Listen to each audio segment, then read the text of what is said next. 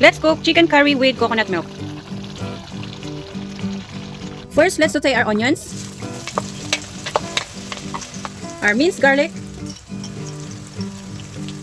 Let's mix it and cook it down nicely. Let's add our curry powder, chili powder, paprika,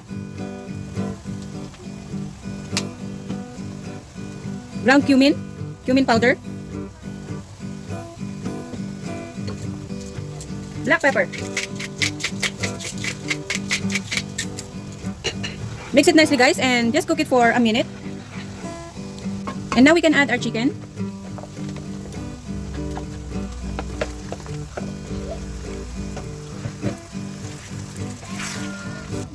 We just mix it nicely, guys, until our chicken is nicely seasoned with our curry mixture. And we also let it cook for about 7 to 10 minutes without cover.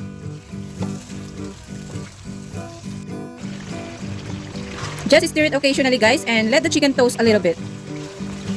See, as you can see, guys, the chicken is almost cooked.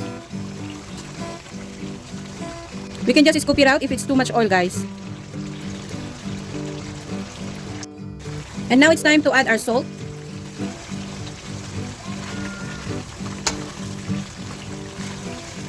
Our potatoes.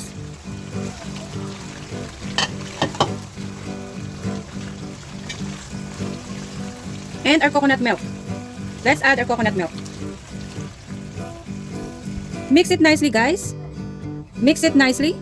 Wow, it's looking great. It's looking good.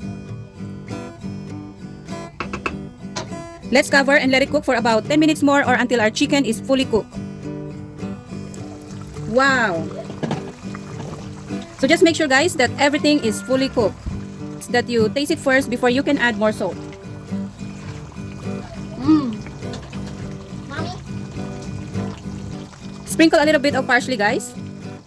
And this is it. Serve and enjoy. Thank you for watching.